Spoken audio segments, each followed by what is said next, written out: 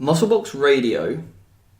I don't know what season it is. What season are we in now? 2. We're in season 2, but what episode? We're episode 9. We're in episode 9 already. So this is your host, Steven Box. We've not gone off for a good start. If Doesn't I'm honest. know his name. Let's start that again. No, we'll just keep rolling. We don't edit, Laura. This is Stephen Box, and today I am joined by Team Box coaches Michael Harrison. Hello. How you doing, Mike? Oh, average. Average to good. It's been a couple of busy days, hasn't it, for us? It has, yeah.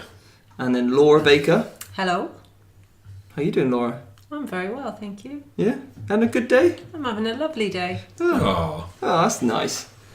And Christopher Emmett. Hello.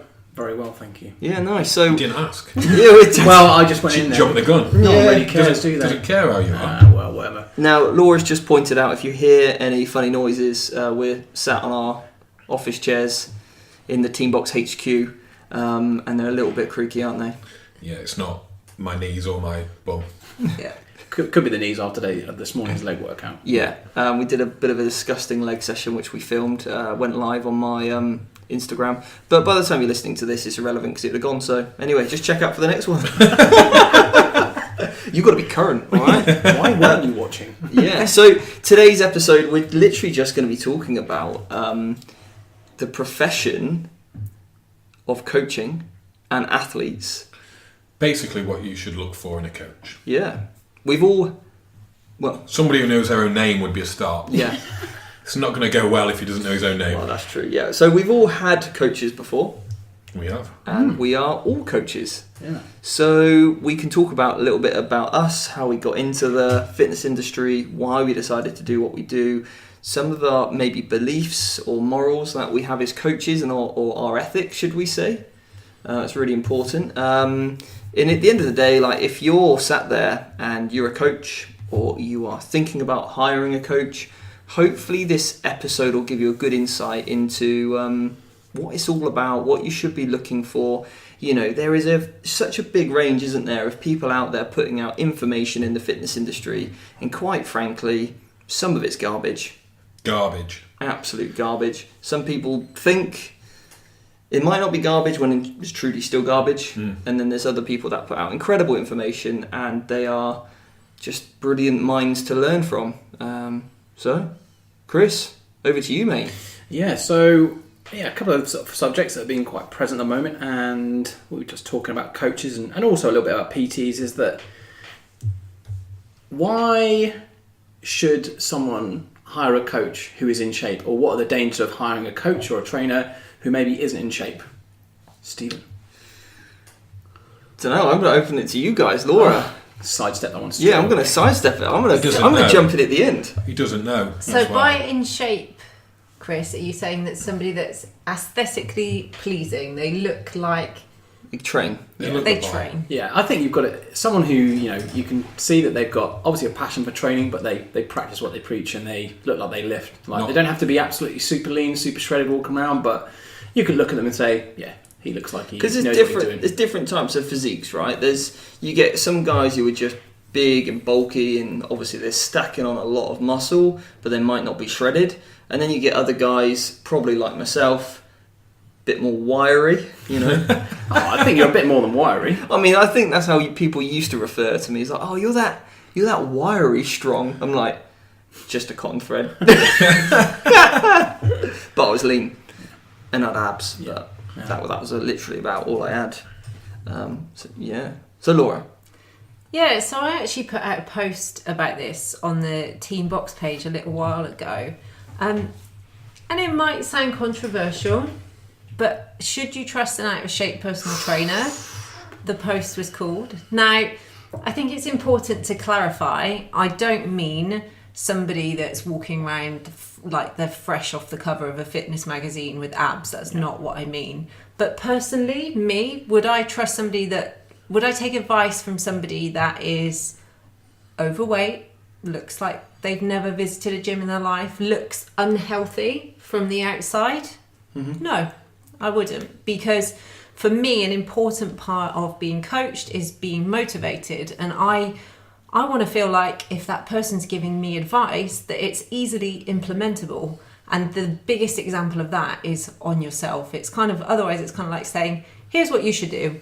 I don't bother doing it, but you should do it. Yeah. What about if that person's kind of lost a lot of weight, for example, and they're just leaner than they were? Do you know what I mean? So they've lost a bit of weight as a personal trainer, because there's probably a lot of I think there's always two challenges, right? You get the guys or girls that might be potentially overweight to begin with, lose a bit of weight, now they look less overweight. Yeah. And then you get the other guys or girls, probably like myself, extremely small but have developed some muscle, because I think they're the two biggest challenges, aren't they? You're either Definitely. I think it's it's that journey then that they've been on that's inspiring, and I would never ever judge anybody just on the premise of what they looked like. That's not what I'm saying in this instance. But I've seen it before working in a gym environment where there are trainers that have looked the same for years with their physique for years.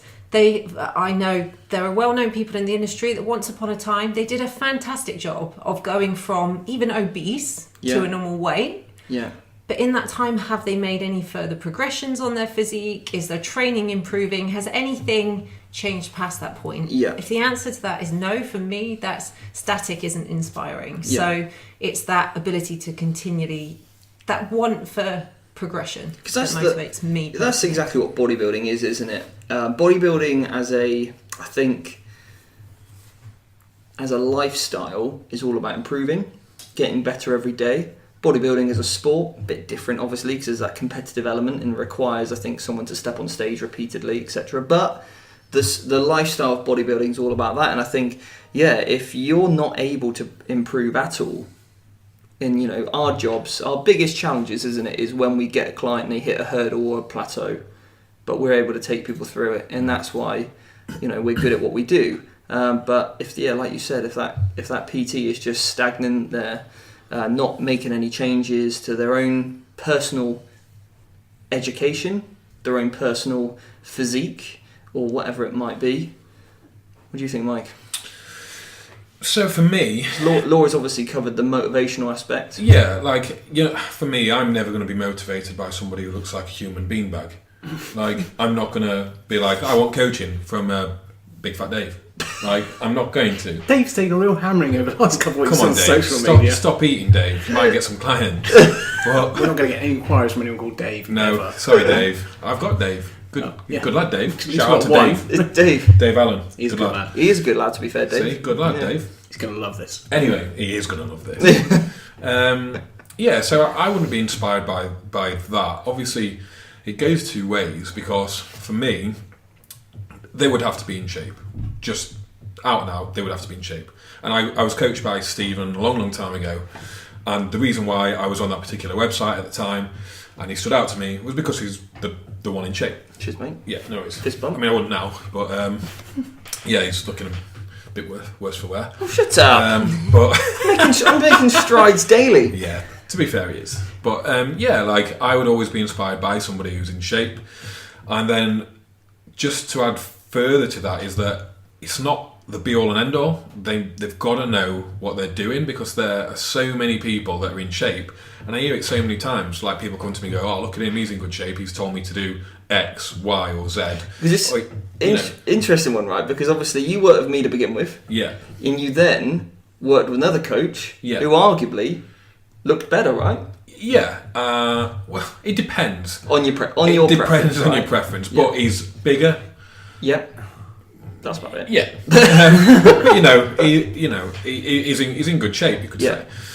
But it doesn't always come down to that, and sometimes what that coach is doing or has done isn't the way forward, and it's perhaps not what has got them to where they want to be. So, let's say, for example, I saw a post by a coach who had won a competition and said, I really got on with carb cycling during this prep. It really responded well to my body. Now, it wasn't the carb cycling that did that. It was a calorie deficit. The carb cycling was the method that you employed to get into a calorie deficit. Yet that coach had attributed the results to the fact that she had carb cycled. Yeah. So then she's going to push that notion onto her clients, blah, blah, blah, and it's possibly not going to be the best method for everybody, right? So they've got to have a baseline knowledge and a good knowledge mixed with the fact that they're showing me that they can get in shape. Pretty much. Nice. So it's that, for you then, it's that the applicable knowledge. Yeah. So the fact that they need to have a certain level of understanding. 100%. But them being in shape is them being able to physically apply what they're talking about. Look, I used to play football with a guy who used to eat KFCs on the way back from football. Was his name Dave? Pork pies. His name wasn't Dave. I actually can't remember his name, so sorry. But he's spitting his pork pie out in rage. He's literally 4 weeks out from a show, year round. Never tracked a single food in his life. He trained maybe a couple of times a week, played football, absolutely massive, shredded, unbelievable. Now, you wouldn't go to him for nutrition advice. I mean, a lot of people would go to him, but he wouldn't know what he's doing. Yeah. People would just go to him because he was in that great shape. But he's actually done nothing to get there. He's born that way. He's grown up, and he's been blessed with unbelievable genetics. Yeah, because if you stood, and this is it, right? If you're a PT, or even on the online space now, you've got everyone lined up in front of you, and your first impression is a visual one. Yeah. You know, it really is, isn't it? Yeah, it's a little bit like, quite honestly, when you walk into a nightclub, like if you're on a pull, Mike probably knows more about this than me, but what? Keep quiet.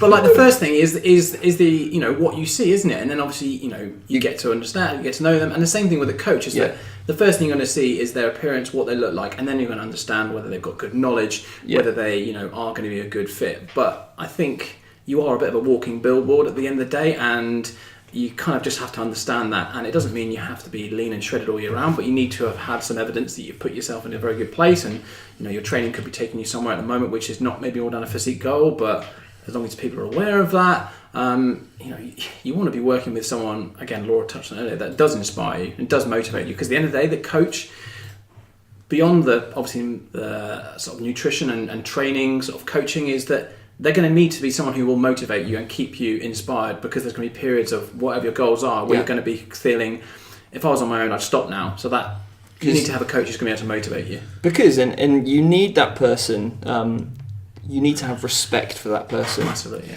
And I think if we're being completely honest and frank, we're all human. Like we said, visuals are big. First impressions do last and they do count and they are important. But yeah, when times get tough and when you're in a prep or you're on a diet or you're doing anything that pushes your boundaries, there's that always part in your head which will go, I don't want to do this. And you will have that self-destructing moment. And if that's, why is he getting me to do this? He hasn't done it himself. If that's what's triggering in your head, then you won't do it. You won't do what needs to be done, even if the information is perfectly correct. Yeah. I can honestly say I've done every single diet style out there. I've done low carb, I've done low fat, I've done fasting, paleo, clean eating, I've had a cheat meal, I've sodium manipulated, I've water depleted, I've water loaded, I've done every single thing that I thought would give me an edge, or I thought I had to do the thing I needed most. So the reason why I'm able to practice what I preach is because I've done every single thing and I've realised actually what has worked and what doesn't work, because I'm not putting the guesswork through. I'm not going to give a client anything to do that I wouldn't be willing to do myself. Yeah, I agree. And I think it comes down like...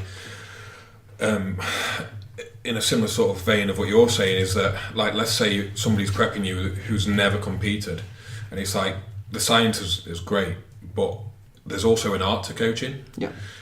So it's one thing just taking what the literature would say and just saying you need to do this without any consideration of that individual, of actual application of those principles. Like we've seen a few things recently which, it's scientifically correct, but you would never you would never apply that. I mean, I know I'm being vague, just in the spirit of things, but that would never be applicable to any sort of real life situation. Yeah. So if you're going to aim to coach in line with that scientific principle, you've got to do it a little bit smarter. But yeah, so for me, if somebody is just applying science, has never really been through maybe a prep, really got into those sort of low levels of body fat, doesn't really know how it feels to not want to get off the sofa, doesn't really know how it feels that your training's pathetic, that you're hungry, that you're craving. If somebody hasn't been through that, you can know all the literature that you want, right? But you've not actually been to those levels. You can't coach me how to deal with this now. You can't coach me about when I need to eat my food to make myself satiated, to help my performance, to for anything, to remain adherent. Yeah, because you've never done it. And and I'm going to flip this on its head as well. Like, obviously, we all last year prepped, didn't we, together?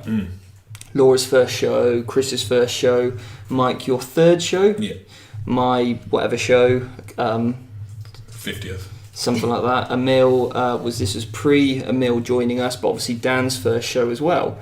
And you'd obviously done preps before for photo shoots, right? Yeah.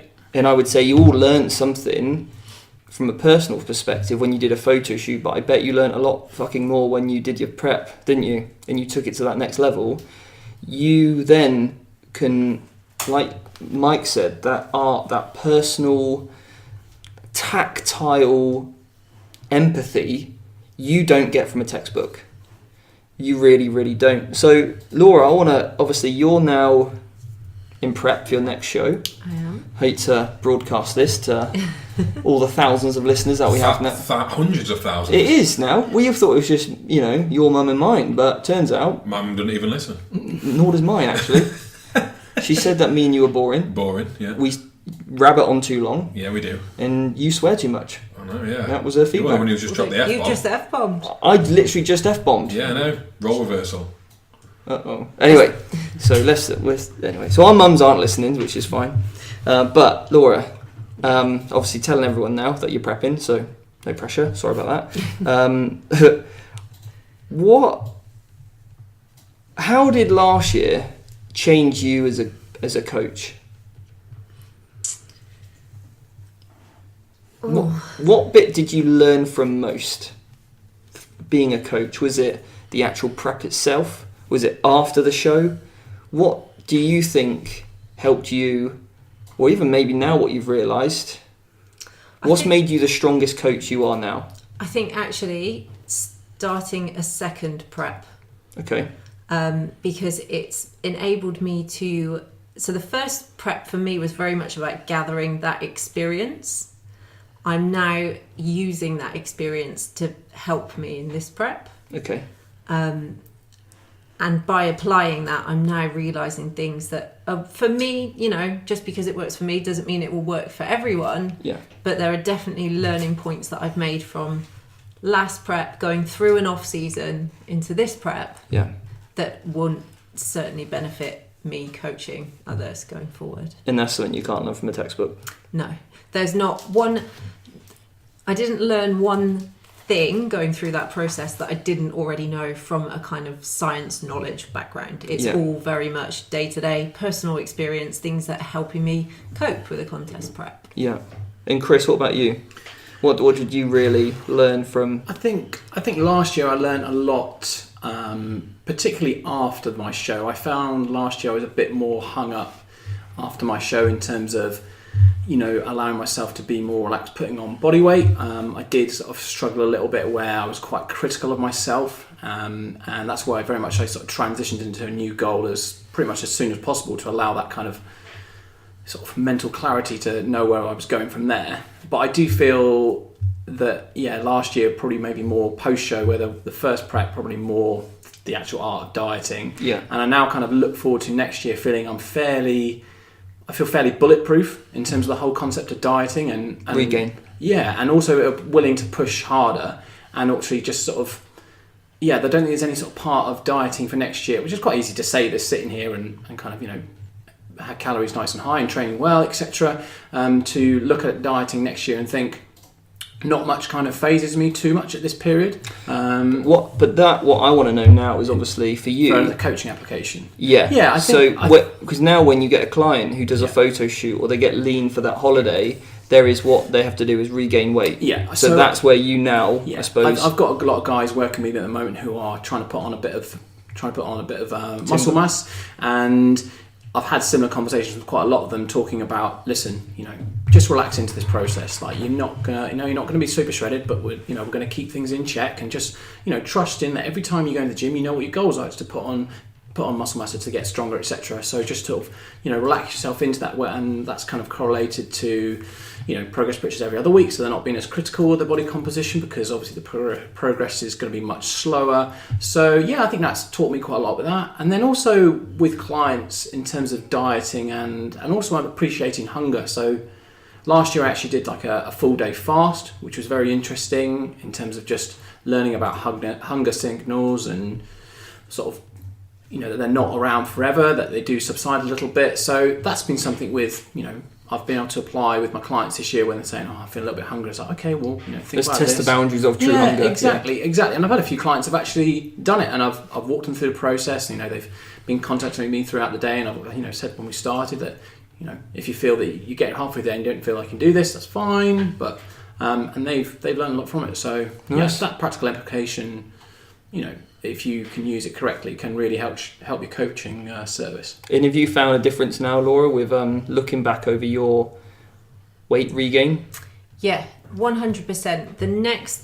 So after this show, I cannot wait to enter an off season now. Yeah. And it's not because I want to gain body fat. I wish I could walk around in this condition forever. It's fantastic.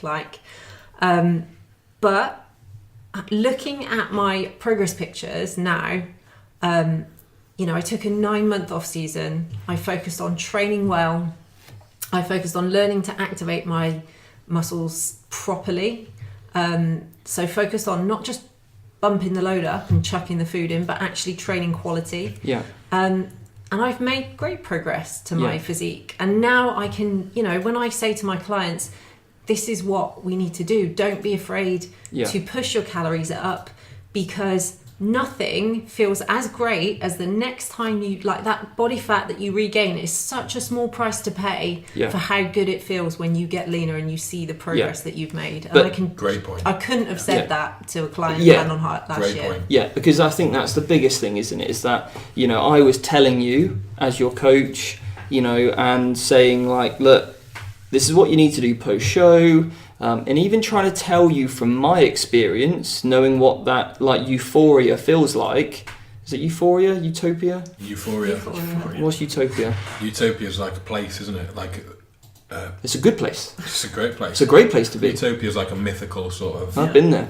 Euphoric place. Yeah. They have dragons there, don't they? They do. They have dragons who breathe fire. Yeah. Of course they do, Laura. So anyway, basically, obviously I was telling you that as your coach, and you were probably like, yeah, shut up, Steve, what do you know?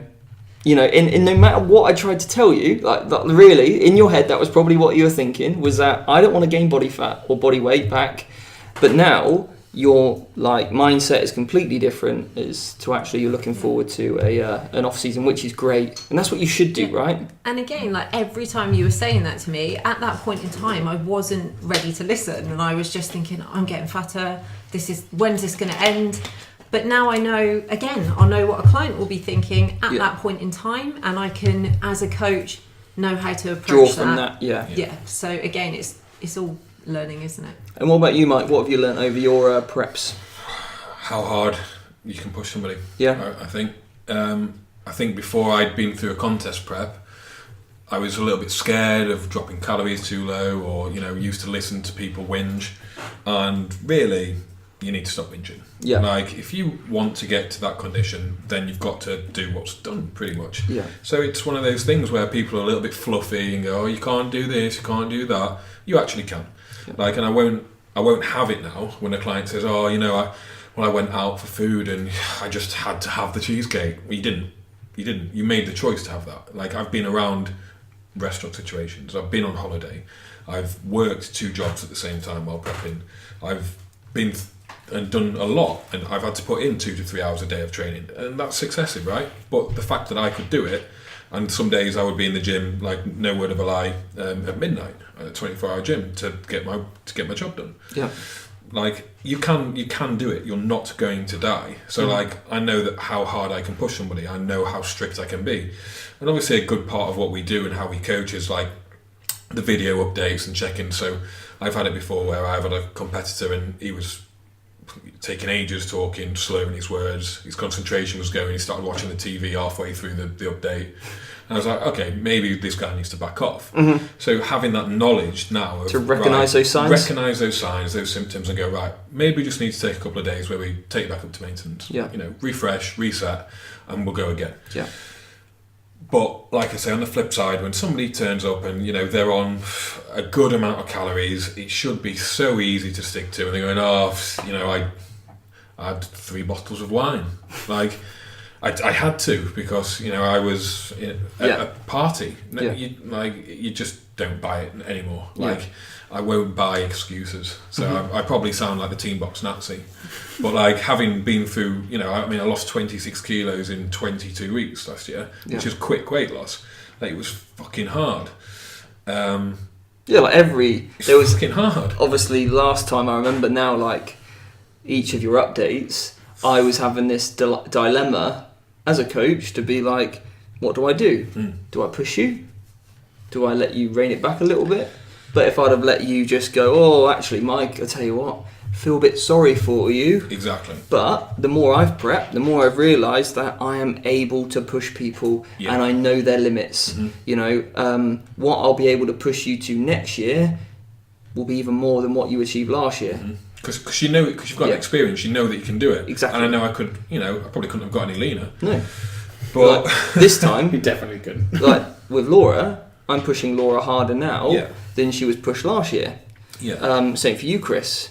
You're in trouble, mate. I just saw Laura take a big gulp, and I think I'm not quite sure if that's bulletproof. No, I think it's. I'm prepping you this year, Chris. I think it's a good point. I definitely would have been in the same camp as Mike, where probably felt a bit like, sorry for people. Yeah, or they're getting a bit hungry. I'm not quite sure I want to push it.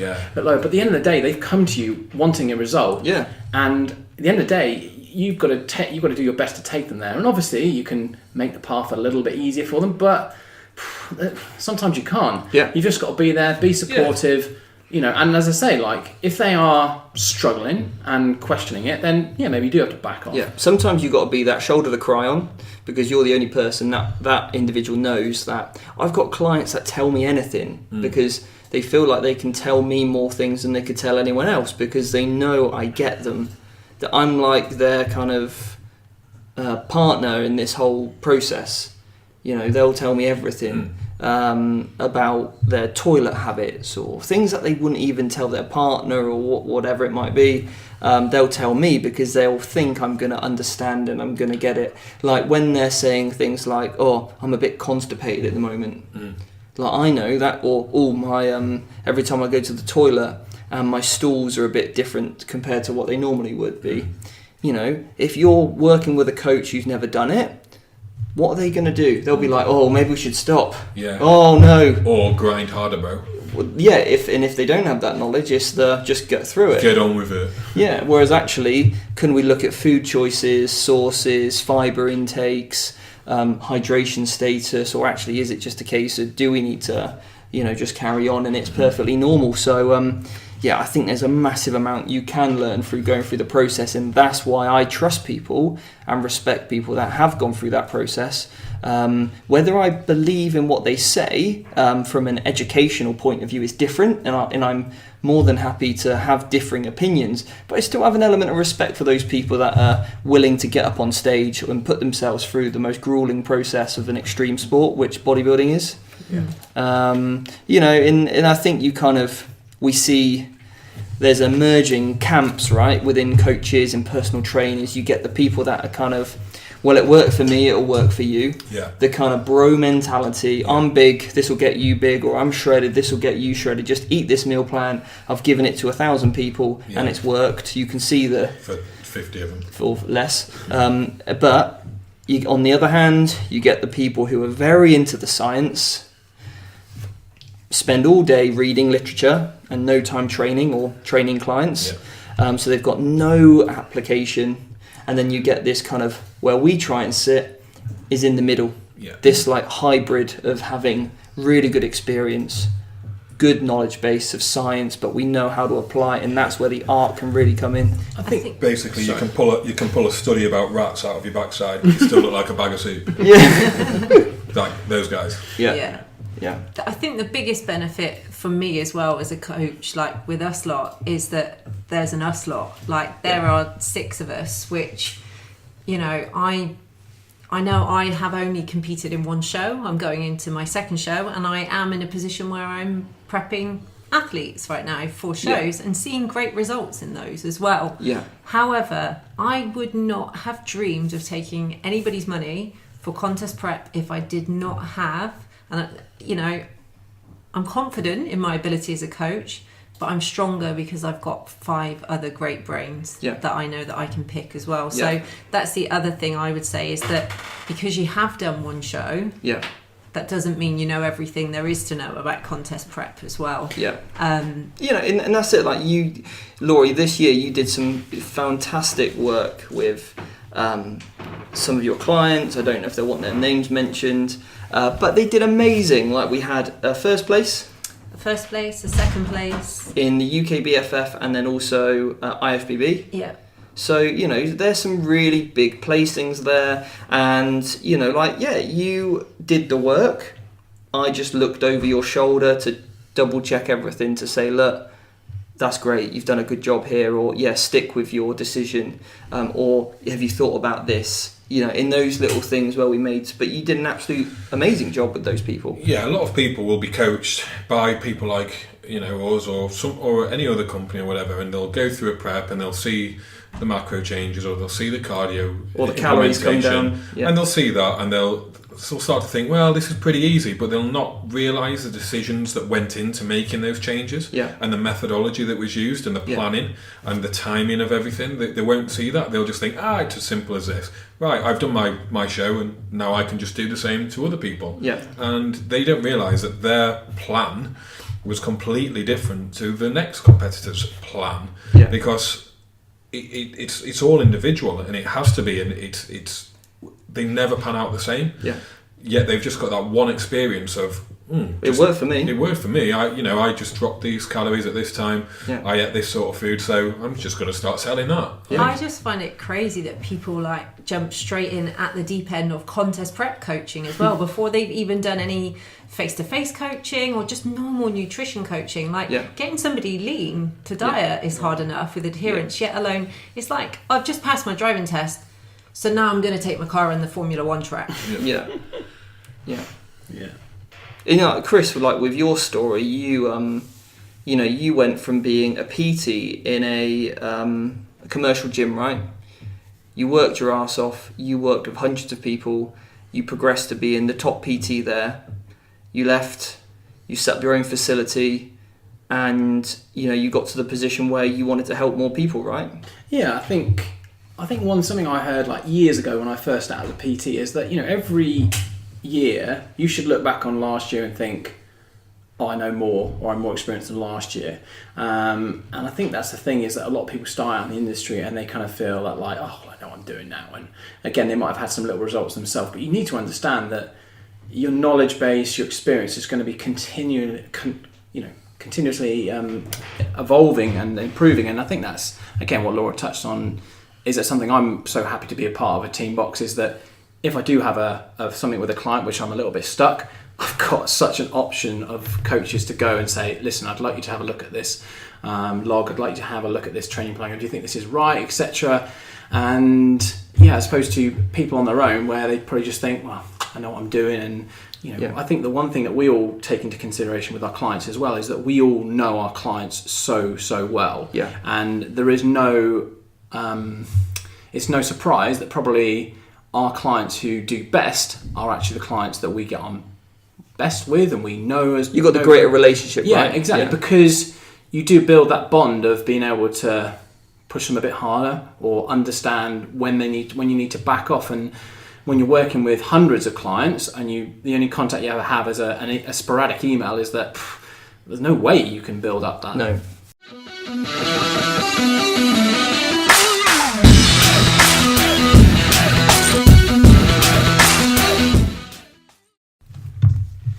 Okay, welcome back with. Yep. Wow. Yep. We're back. Yep. We're back from the break. That's just the way we started the first part. Decided to do it in Russian. Or club style, if anyone used to watch Shooting Stars. Oh yeah. Yeah. You won't get the reference. Lost on me. Yeah, I didn't get that either. No. Really? Bit old, those two, aren't I they? used to sing a little song, but like in just a weird In the club style, which voice like that, sounded yeah. just like that. just like that. Look it up on YouTube. Okay, I probably won't, but I'll take your word for it. Yeah, It's a classic. I'm sure it's funny.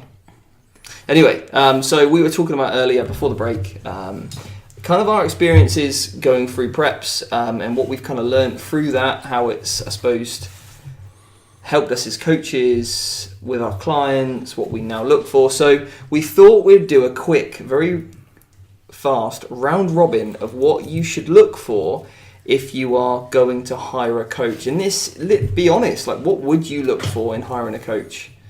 Yeah? So I'll kick it off. And if you want to expand, obviously we don't want to be like, we're not judgmental people. It's just a case of, just putting out what our I suppose beliefs or feelings are. So if you want to expand on a little bit, please do, to give it some context. But yeah, I'm going to say they should practice what they preach. Mike. They must have a great beard.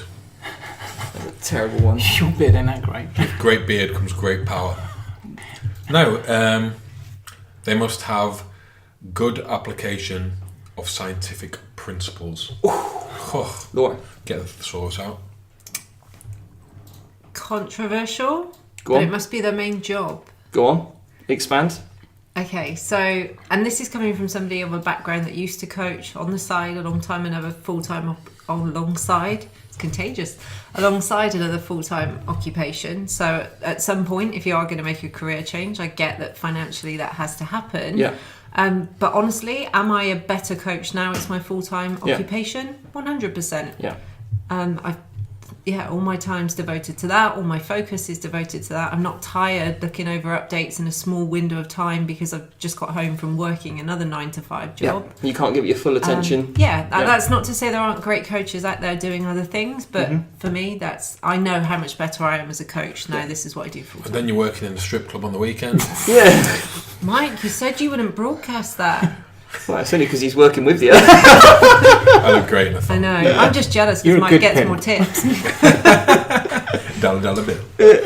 No, I think it's a valid point. It's good. I mean, we can probably go into on another podcast, can't we? Like, if you're looking to get into coaching, like, how do you make those steps? But ultimately, if you're putting your trust in someone, make sure they're the most suitable for the job. So that if that's a factor that can persuade it for you, then I believe you. Like, if you get good at doing what you specialise in. I specialise in contest prep. I don't work with people that are, for example, morbidly obese or have type 2 diabetes or clinical issues, because it's not my bag. I focus on what I'm good at. So makes sense. Chris.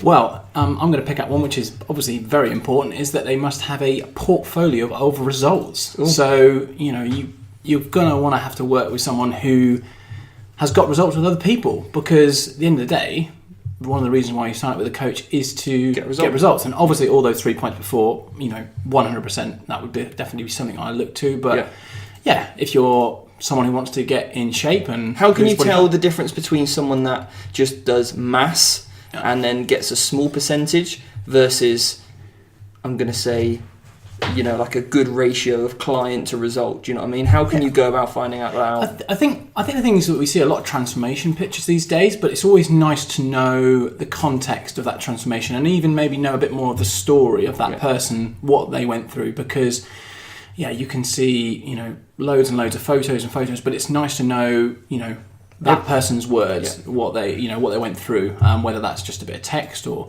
whether that's a video. So it's nice to know what people have got through on that journey. I often wonder how different the industry could look if coaches had to publish every result. Yeah. So Oh, what yeah. percentage of their clients didn't get transformations? Because Yeah. we've all seen some cracking, like amazing 12-week transformations Yeah. done on like the generic meal plan, right? Yeah. What about the 20 people that meal plan failed? And the rest. Yeah, so And the rest, yeah. I could imagine just the industry would look so different if people had to post everything. Yeah.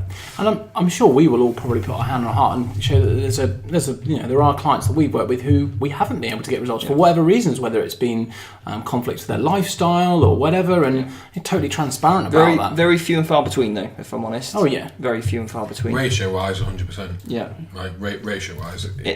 Whether they, I've worked with clients that might not have had a physical transformation, but they've had certainly an educational and a mental one. It was just at the time that, that again, you can't. It's difficult to put that into a picture, but so anyway, let's keep moving. I'm going to go for something a bit more boring, and I'm going to say relevant qualifications and insurance. Because it's something that as a company owner, I'm want to make sure that every coach who comes on board with us has that. It is important that they're educated to a level that they're able to think critically, look at data points, be good on, for example, working online. So they need to have IT literacy and those other things along with having insurance, so that because sometimes things can go wrong, and if that I'm confident by having insurance. In an insurance qualification or insurance certificate would only be given if you have relevant qualifications. So it's kind of like a two-way street. Mike? So I would say be likeable and me to have a good connection with them, because obviously we spoke about your clients telling you a lot about their lives. I get the same, and to be able to be open and honest about things and tell them that you are struggling or this has come up would be what I would look for potentially, because I wouldn't want to be that person who didn't feel like I had a connection, that I didn't feel that I could go to them with this or that and potentially compromise my own results, or maybe just query things if I didn't think it was right. I'd want to have a good connection and a good bond, so be likeable, be similar to You me. could just pick up the phone to them and have a chat. Pretty much, rather than a cold Facebook message saying, "Get on with it. Get on with it. Grind harder. It's your own fault. Idiot. How much do you want it?" Yeah. You don't want it. You don't want it enough. Look at this picture of a lion. Yeah. He wants it. Yeah. Grind harder. Yeah. Yeah. Don't want that. Laura? How many clients they are working with? Oh, currently? nice. Yeah. Yes. So the level of service that you're going to receive is going to be a lot better if you're one of 30 than if you're one of 200. Yeah. What about if they've only got one though? What does that tell you? That doesn't tell you that they're bad, necessarily. At that point, I'd probably question how many clients have you worked with. Okay, yeah. Because at the end of the day as well, like I've made that transition. Everybody has to start somewhere. Everybody has to take on their first client. Yeah. Although coming back to what we said previously, I would definitely recommend going down the route of work with people for free to build up your experience before you start charging. Yeah, I mean, I remember when I first started coaching, I was charging £19 a month. Wow. And I wasn't taking people on for contest prep. I was just helping people for general weight loss, and it was more like just little lifestyle tips here and there, little do's and don'ts before, you start getting into the realms of calorie tracking and macro tracking and all that kind of stuff. Go on, Chris. Good answer though. I'm going to say being able to relate to that coach. Is that what Mike said? Or it's the same. If this was I'll be honest. I've come eighth point here. If this was a drinking game, you'd be just doing two drinking. Do two fingers. Okay, well, probably what kind of game is that? You know. Okay, well, having a coach do more than two fingers. Who's going to is honest, and honest in terms of like what you want to achieve, and if you want to achieve something in a time frame where it's actually unrealistic, you want to have a coach who's able to say that's not going to happen, rather than like, we can do that, just to sort of give it to, oh cool, we can achieve it, where that coach probably sits there and goes, well, I probably can't, but I'm going to tell them we can. You've got to be you can't pull punches, you've got to the amount of shoot from the hip. The amount of times I've had a consultation with someone, they're like, Steve, want to do a show in 12 weeks, and I'll be like, it ain't possible. And I'll and they haven't signed up because they've probably gone away, thought Steve can't do this for me, gone somewhere else, and not done it with someone else, and then probably been like, well, that was a waste of money. Steve was right. I should have just picked a later date or got other things sorted first. So it's a good one. we're still going. What else do God. I want? It's like Yeah. categories. It's like We get that categories. right. Isn't I it? think someone who's willing to continually learn, whether it's just to develop their knowledge. Like, again, we see so many fitness professionals who are stagnant, putting out the same information that they put out 5 years ago, and actually they're being called out on it, that actually times have moved on, and you have to be relevant with the research as well as the information that you put out. You can't get away with just resting on your laurels anymore. You have to keep up with it if you want to be the best there is.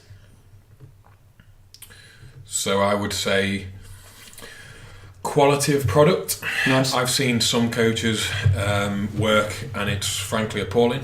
I've seen A4 scraps of paper with scribbled writing, spelling mistakes, stuff crossed out, and they're charging through the nose for it because of maybe who they are or bigger presence. I've also seen just a simple Word document, just copy and paste. Yeah.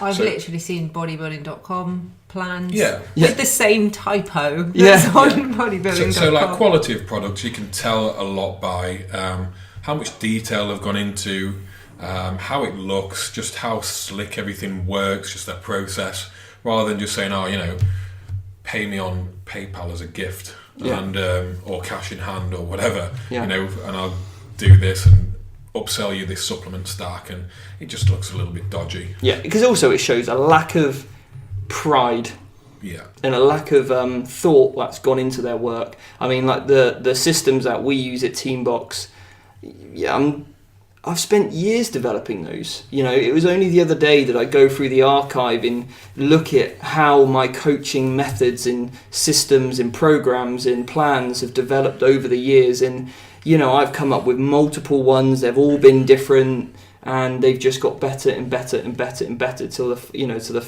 product that they are today. You did it right, because every time I'm like, I got this new idea. I want to put it into action. I want to show, and I want to give more. I want to give as much value as I can. Laura, anymore? Or you kind of... Do they lift? Do they even lift? Do they even lift? Like, I know that sounds silly, but there's just, Harsh. There is this whole thing though, and again, we're very much evidence-based, but there is, sometimes I kind of feel like there's this, we talk about bridging the gap, but the evidence-based keyboard warriors that just jump onto a debate and pick at the minutiae, and it's like, do you know what? Put your keyboard down and go in the gym. Did you train today? Yeah. Did you do the things you were meant to do today? Because actually that person that you're trolling, that's knowledge might not be so great. Yeah. At least they're going in and getting it done every day. So, do they even lift? Yeah, nice. I would say that they have a clear passion for what they do. And I think that's very clear to see from some people and not from others. And the way people talk about things and way other people don't talk is that you can hear in their tone of voice when someone, when I sign up with a new client, I'm so excited because you just don't know where things will go. I mean, if they've got a certain goal, then you probably do. But, I've been working with clients for a couple of years now who are in a stage now where they probably never thought it would be when they started. So it's really exciting, and I love that. Rather than someone who's, as I say, has got 100 plus, you're just another tick on the roster. They're just like you're just another bit of injection for the cash that month. So see if they've got that passion. What's really cool is now we've been going a while with clients, it's like it's not just the transformation, it's the transformation on the transformation now, and like that makes me excited. Yeah, definitely. Anyway, I think we'll leave that there. I think we've covered a load of points there that been really, really good. So anyway, hope you've enjoyed this episode. With one more thing that I just want to mention, two actually. So these are both really, really important. And the first one is that if you are a personal trainer, if you're a fitness enthusiast and you want to get some amazing information, then the Body Power Fitness Trade Show is on the 12th and the 13th of this month of September. So literally days after. It's free to go. And there is so many incredible speakers that are there delivering amazing information in their fields for free. If you were to rack up all those seminar hours, it would be, hundreds, thousands maybe, for their time. You're talking as well, aren't you? I don't know how. Somehow. But no, I'm incredibly lucky to be speaking. So Myself and Phil Lerney are going to be talking on the same stage. We're doing one on the art of coaching for optimal fat loss. Another one on how to not be a run-of-the-mill PT, which is going to focus on getting your clients the most unreal results. And then I'm also going to be doing how to bust through plateaus. So again, a really tricky part that will happen through the process of dieting, and I'm going to be doing that on the nutrition stand. Daniel Meek is on a round table with cricket.